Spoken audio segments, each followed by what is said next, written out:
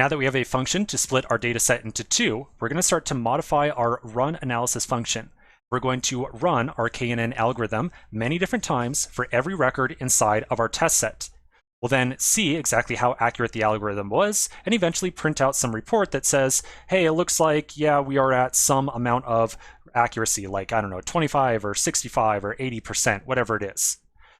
Now, the first thing I'm going to do is take this entire chain statement right here, and I'm going to move it into a helper function.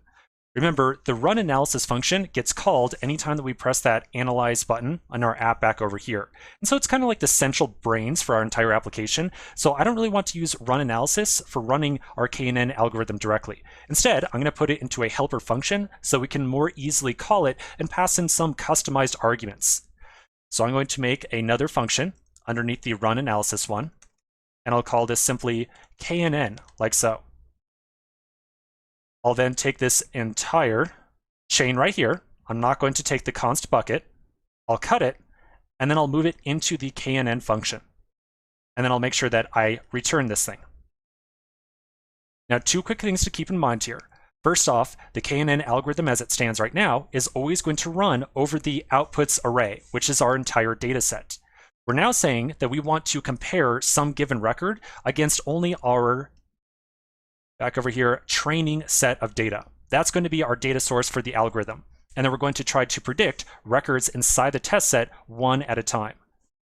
So to make sure that we're using our training data and not the entire data set, I'm going to say that we're going to get an argument to the KNN function that we'll call simply, how about data set? Or now let's go with data. And then we'll use that as the input to our chain right here. So now anytime that we pass in KNN, we have to pass in some data that it's going to use as part of its algorithm. Now, the second thing I want you to remember is that we want to make sure that we run that algorithm with a different test point every single time. But right now, our distance function is hard-coded to use that prediction point of 300 at the very top. So we probably don't want to fix that number at 300 anymore. So I'm going to delete that variable. And we're going to say that when we call our distance function, remember we put that together as a function, we're going to pass in the data point that we want to make our prediction for.